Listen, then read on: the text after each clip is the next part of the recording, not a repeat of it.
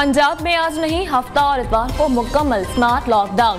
हुकूमत ने मार्केटों को आज खुला रखने की इजाजत दे दी। रेस्टोरेंट, सिनेमा, जिम्नेजियम भी खुले रहेंगे। शॉपिंग मॉल्स और मार्केटें 11 और 12 नवंबर को बंद रहेंगी। IT सेक्टर पर पाबंदी का इतलाक नहीं होगा। महकमा प्राइमरी हेल्थ केयर का तरमीमी नोटिफिकेशन जारी। शहरियों को जरूरी काम के बगैर घर से निकलने की इजाजत नहीं होगी। सेफ सिटी कैमरों से मॉनिटरिंग की जाएगी।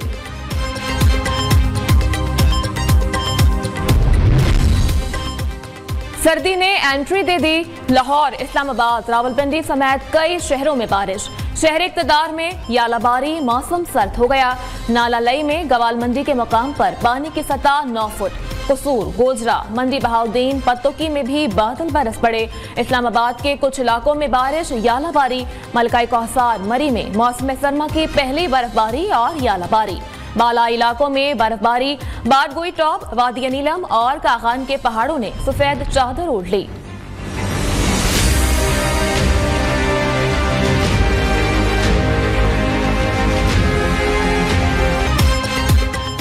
तहरीक इंसाफ के दौरे इक़्तिदार में अजब करप्शन की गजब कहानी। फरागोगी की करप्शन की होशरुबा दास्तान मंजर आम पर आ गई। इमरान खान के नाम निहाद ईमानदारी के बयानिए का पर्दा चाक हो गया। फरागोगी के असासों में 4,520 मिलियन रुपए का हैरत अंगेज इजाफा। जाहिरी असासों में 420, गैर जाहिरी असासों में 15,300% इजाफा। तमाम असासे फरागोगी की जाती मलकियत, एहसन जमील गुज्जर और बाकी रिश्तेदारों के असासे इसके अलावा हैं।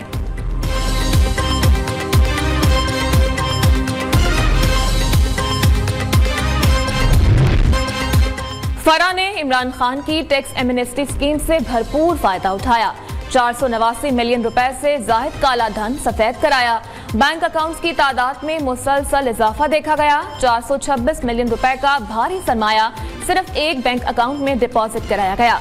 फरागोगी, एहसन जमील गुज्जर और उनके पार्टनर्स के 102 बैंक अकाउंट सामने आ गए, जिनकी कुल मालियत 14.5 अरब रुपए है। इस्लामाबाद, लाहौर, बहावलपुर, गुजरावाला समेत दीगर शहरों में बड़ी तादाद में गैर जाहिरशुदा रिहायशी और कमर्शियल जायदादें भी सामने आ गई।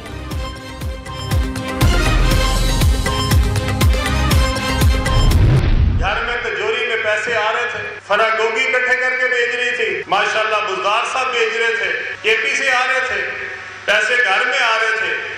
तिजोरी अपने घर वाली के पास थी और माशाल्लाह आंखों पे पट्टी बंदी थी और हमें समझाता था मदीना की रियासत। शर्म ही नहीं आती इंसान को। कान हमारे पक गए थे।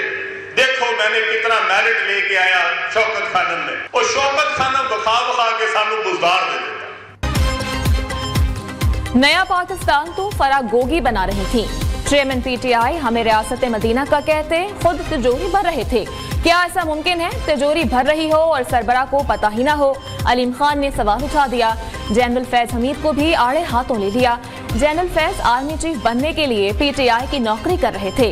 इस शख्स ने जहांगीर तरीन और मेरे खिलाफ मुकदमात बनवाए। सदर IPP ने चेयरमैन PTI पर कड़ी तनकीद करते हुए कहा, जो कहता था सबको रुलाऊंगा आज खुद रो रहा है। जो शख्स अपनी औलाद का नहीं वो हमारा क्या बनेगा?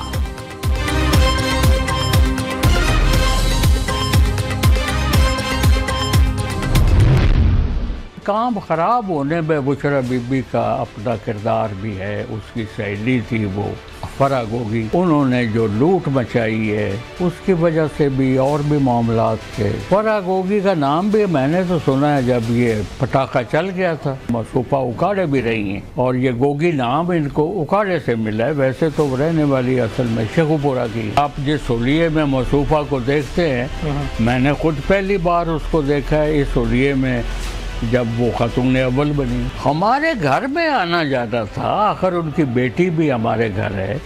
ये था कि इबादत गुजार है, वजीफे बड़े करती रहती, पढ़ती रहती है। इसके अलावा हमें कुछ पता नहीं। बुशरा बीबी खातून अव्वल बनी तो मानिका फैमिली में पैसे की रेल पेल हो गई। बुशरा बीबी को बचपन से जानता हूँ, दम दुरूद वाला रूप देखकर खुद भी हैरान हो गया। वज़ीर आज़म हाउस जाकर उसने हुलिया ही बदल लिया। एस्टैब्लिशमेंट से चेयरमैन PTI के ताल्लुकात खराब करने में बुशरा बीबी और उनकी सहेली की लूट मार का भी हाथ है। बुशरा बीबी के समधी अता मानिका के न्यूज़ से खुसूसी इंटरव्यू में बड़े इंकशाफात।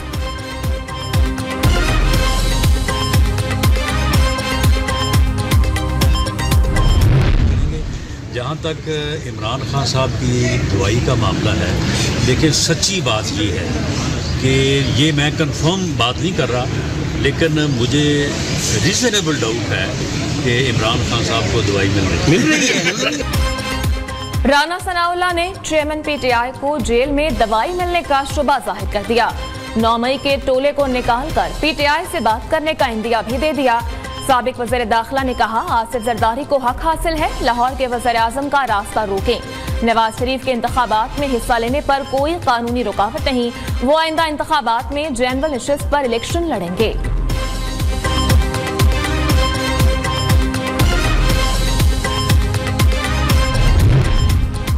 महंगाई से आवाम की जान छुड़वाना अव्वलीन तरजीह है। नवाज शरीफ की क़यादत में मुल्क की तरक्की और खुशहाली हमारा मकसद है। शहबाज शरीफ ने कहा, नवाज शरीफ ने हमेशा मुल्क और कौम की खिदमत की। तामीर, तरक्की और मौशरी बहाली के तारीखी अमल का दोबारा आगाज करेंगे। नून लीग सदर से साबिक अरकान कौमी और सूबाई असम्बली की मुलाकातें, आइंदा इंतखाबात और पार्टी की सियासी सरगर्मियों पर बातचीत।